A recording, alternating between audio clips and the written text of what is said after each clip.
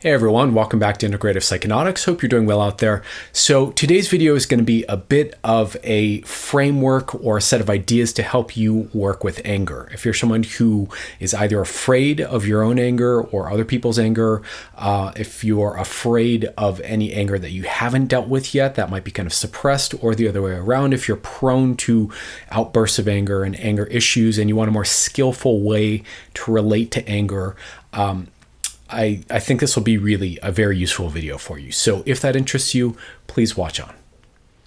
And real quick, before I forget here and get into the content, I'm trying to be a better YouTuber and promote the channel more. If this content resonates for you, please do the usual, like, subscribe if you're resonating with my content or my delivery here. Share the video with someone, let the algorithm know I'm here, yada, yada. If this is meaningful to you in some way, please help support the channel in whatever way you can, whether that's commenting, whether that's, like I said, sharing, liking, subscribing, all that good stuff. Please do the thing to help the thing continue. All right, much love to you all. Let's get into the content. Okay, so a little bit of context here about why I'm talking about this topic and my thoughts about it broadly before we get into the specifics here.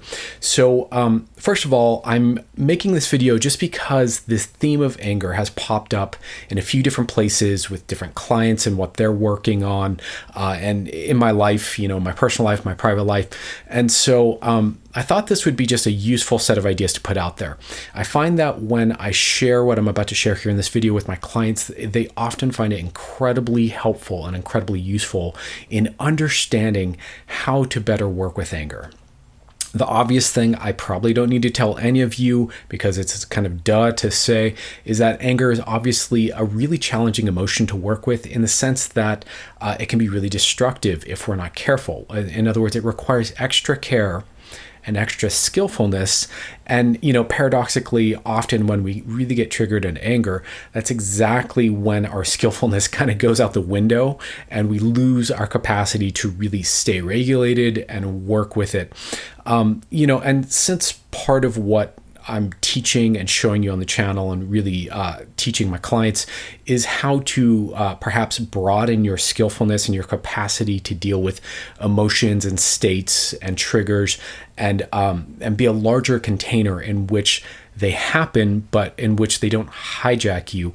Anger is a prime example of a state that we want to get really good at that with, because the repercussions of when we act on our anger unconsciously or from a trigger or impulsively, obviously can really damage whether it's relationships or objects or items or our life in general.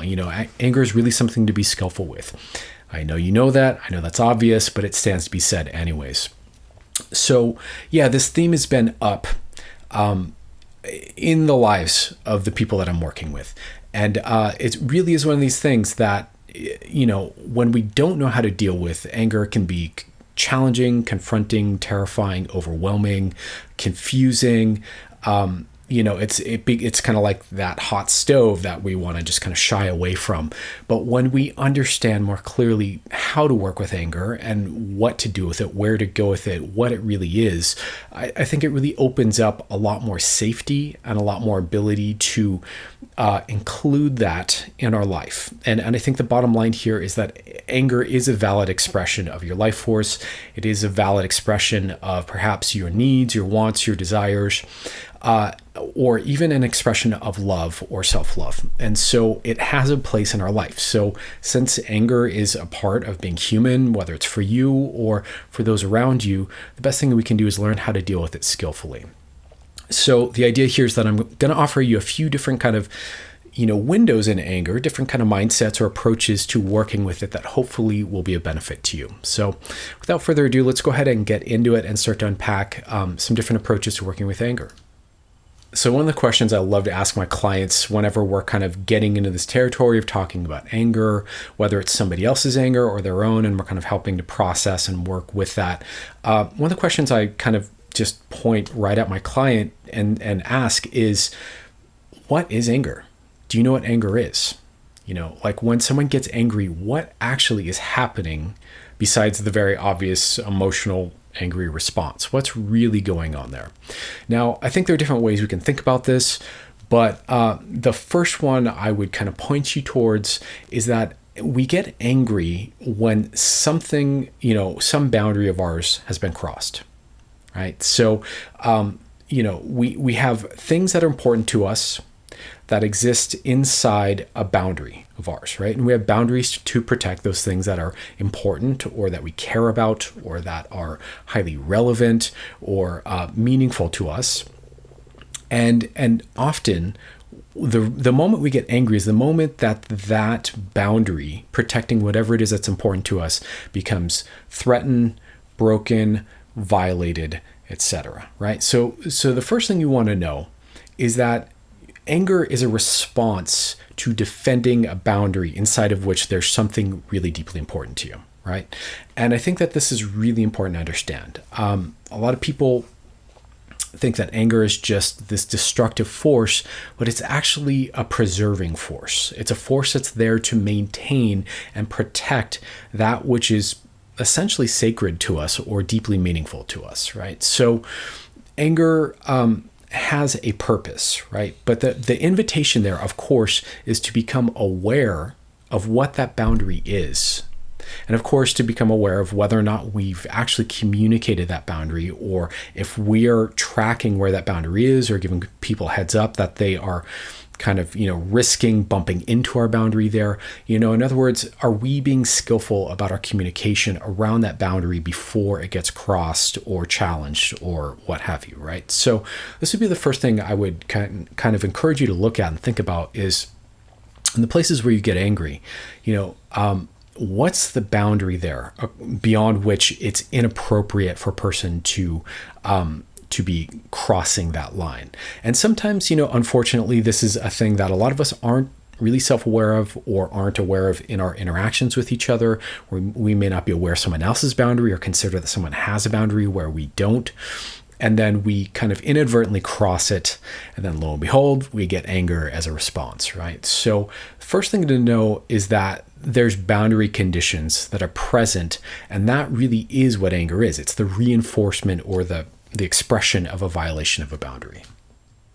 So along those lines, I want to give you a little bit of a metaphor here. Hypnotherapists often teach and speak in metaphors. And what you'll probably notice is that I actually, in terms of being a hypnotherapist or an NLP practitioner, I actually don't do a lot of using metaphors here on the channel. It's something I could do more of, but I like to be really kind of very direct in my communication, very clear in what I'm showing. And so sometimes metaphors can muddy that. Sometimes they really reinforce an understanding though. So I want to offer you a metaphor around this idea of boundaries with anger, right? And so I want you to think of it like this. Imagine like a village, somewhere either in ancient times or in a place right now, like in, the deep jungle of South America, where people are living a much more tribal existence, right? And there is an edge, a boundary to the village. Inside of the village, there are, of course, all the families, there are all the resources, all the food, all the stockpiles, all the, women, children, elderly, all the vulnerable are inside the village, living and enjoying their lives and creating and relating and being a tribe, right? Now, generally in this kind of a situation, part of what the warriors of the village do, generally the men, but the warriors of the village do is defend the boundary and the perimeter of the village and, usually a territory around the village, right? So when a warrior goes out to fight, anyone who might be evading, or goes out to scout and look for anyone who might be in the territory that shouldn't be there and defend and protect the village, they're not out there to fight willy-nilly just because they love violence. They're not out there to fight because they love to kill. No, they're out there to protect what's precious and sacred back home, which is their elderly and their family and their best friends and their loved ones and their community, right? So the reason that warriors exist is to protect that boundary inside of which is all things sacred to that person, to the warrior, right? So this is very much like the nature of anger and its skillful use. its appropriate place is to protect and defend the boundary of your life, your emotions, your sense of self, your inner being, your relationships, your what have you, right? Whatever is important and perhaps a little fragile and vulnerable, that's generally what's going to be defended with anger, right? And so that's really important to kind of understand. So hopefully this metaphor makes sense, right? Your anger really should be there as a warrior to protect any boundaries that might be crossed, right? So that's essentially the metaphor here. But the other thing you might be picking up on what I'm saying here, besides just that, there's a boundary, is that there's something inside the boundary that's of deep importance to you, right? So the other thing that anger can really show us is what it is that is vulnerable or important or sacred or fragile or meaningful to us, right? So we can use anger instead of like fixating outwardly on the person who has pissed us off for whatever reason, doing whatever they're doing.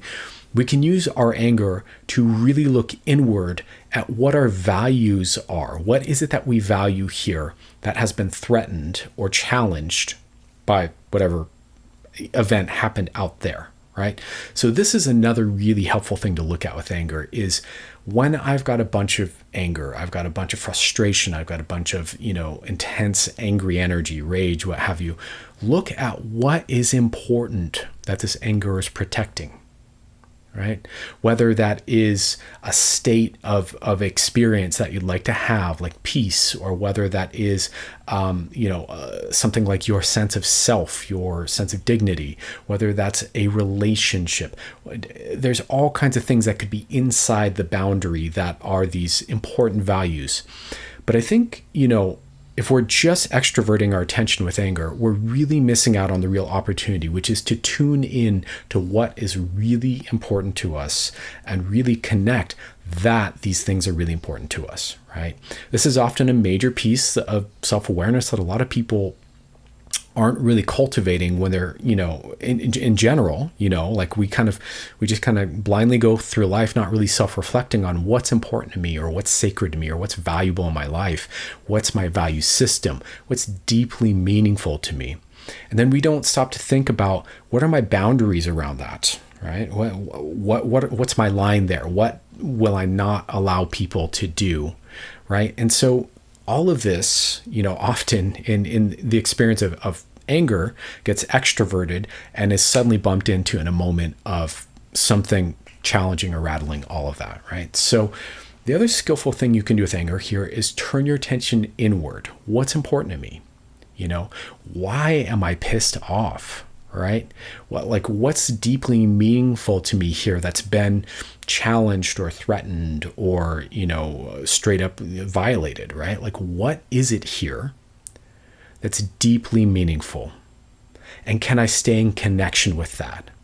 And what you find a lot is if you really get in touch with what's meaningful in your value system, the energy often moves from anger to love, to caring, to valuing, to deeply appreciating, to resonating with what's important, right?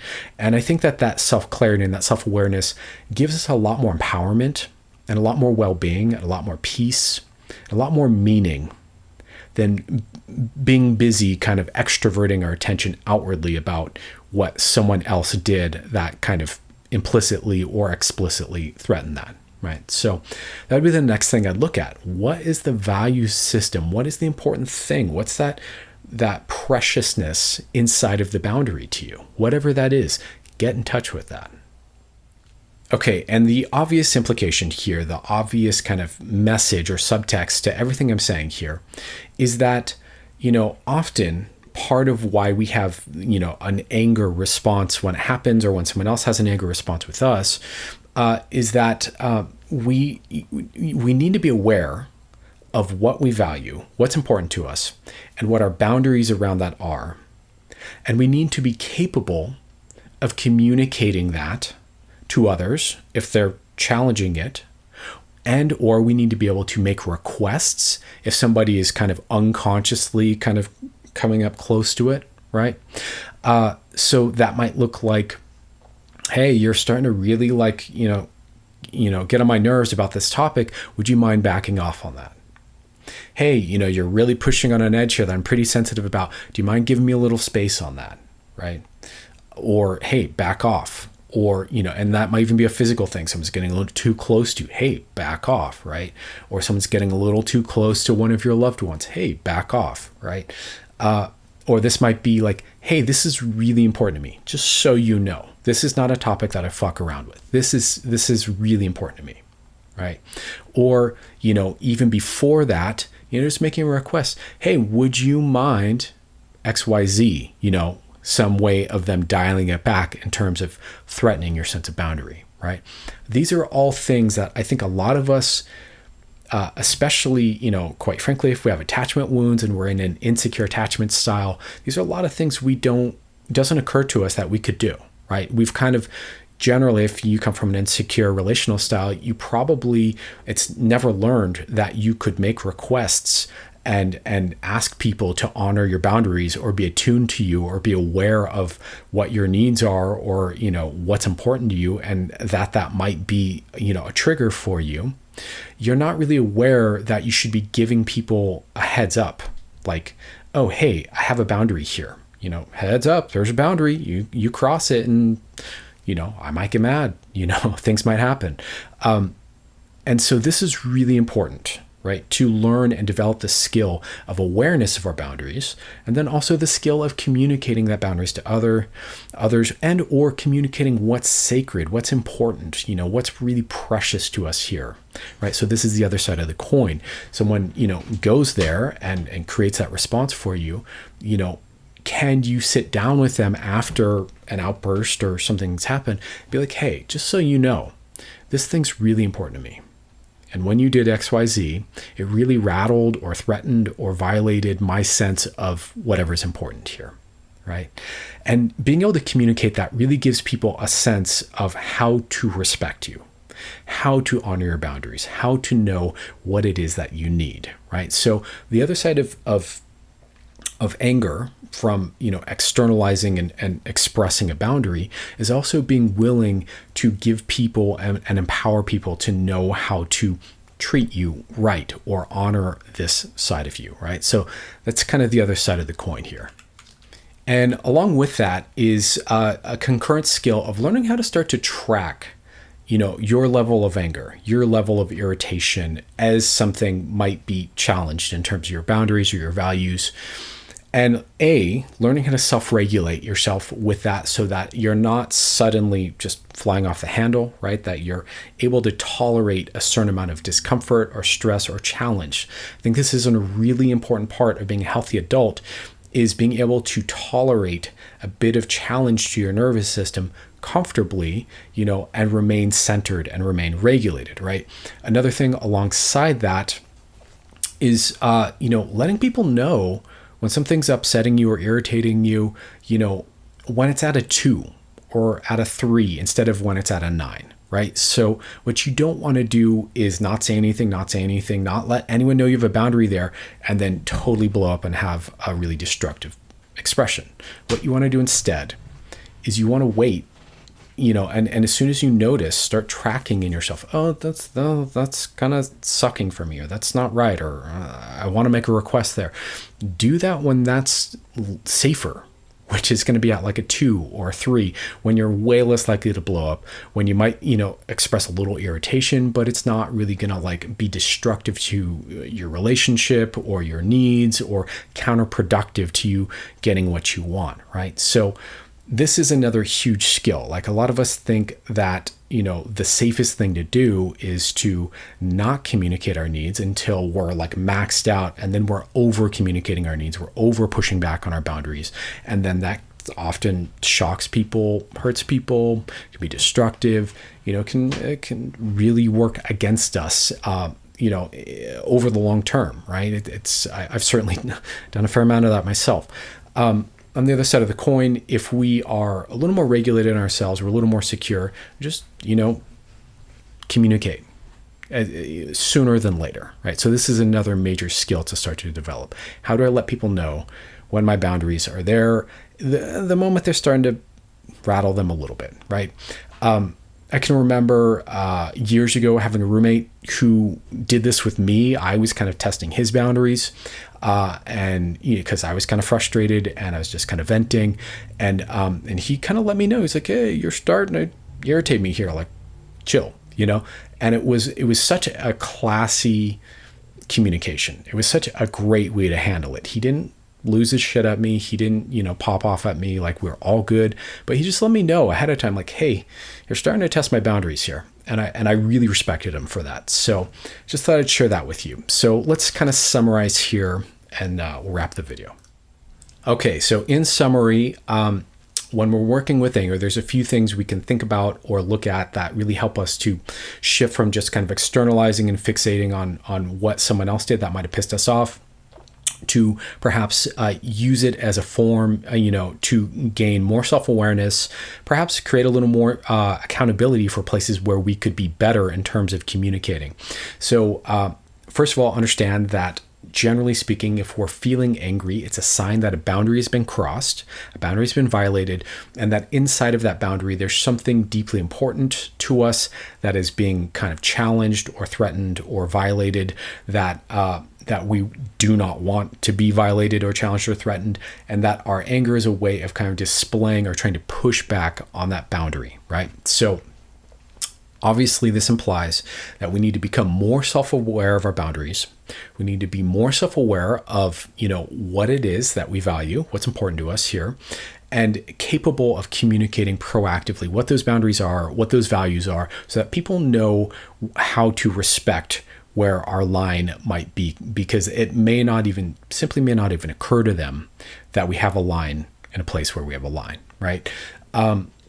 Part of how you can do that, is to start to proactively communicate when you're irritated, when you're angry, when it's at like a 2 or a 3 or a 1, when it's kind of lower in terms of intensity, rather than waiting till you're at an 8 or a 9 or a 10 and you just totally blow your top and have a meltdown on someone. So these are really important life skills. And so far I've really just explained this in terms of how you personally can deal with your own anger, but consider also how this applies with others, how you can use this information to now become more aware when someone else is angry, what's going on. Oh, they have a boundary that they feel has been crossed. There's something deeply important to them there that they feel like is being threatened or challenged. And then you can use that as insight to slow down and pay attention and get curious and connect to what's important to the other person. Speak to that, right?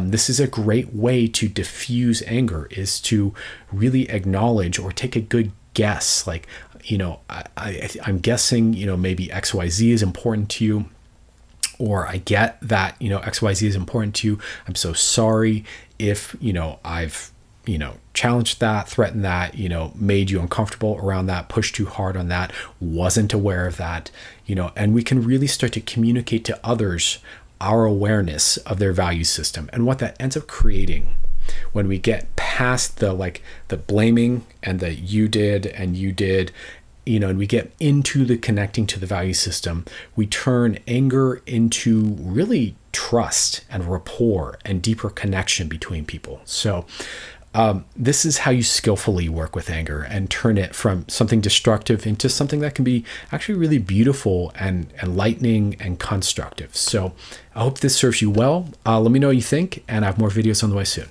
Take care.